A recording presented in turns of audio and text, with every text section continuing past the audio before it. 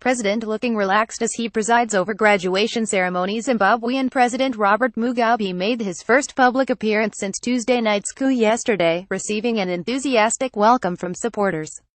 Despite being under apparent house arrest, Mr. Mugabe presided over a graduation ceremony at the Zimbabwe Open University in Harare with his bodyguard in tow. People ululated as he took to the podium in a mortar and gown. Video footage showed the 93-year-old president, who has ruled Zimbabwe since independence from Britain in 1980, nonchalantly nodding his head during the ceremony.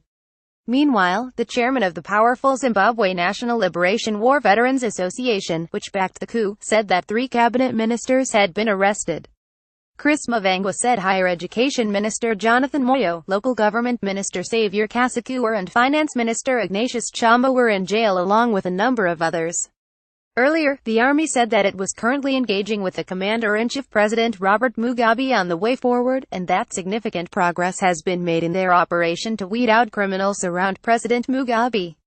But, in an indication that the coup was part of a power struggle within the ruling ZANU party, the Manicaland Provincial Committee, meeting in the eastern city of Mortar, called for him to go. Mr. Mavangwa said local branches in Midlands, Masvingo and Harare had also passed no-confidence votes in the president. He claimed that Mr. Mugabe had asked the military for a few more days, a few more months in power. African Union President Alpha Conde backed Mr. Mugabe on Thursday, saying that the bloc would not accept the coup. Supporters of former Vice-President Emmerson Mnangagwa, whom Mr. Mugabe sacked on November 6 after accusing him of plotting a coup, denied claims yesterday that he had returned to the country.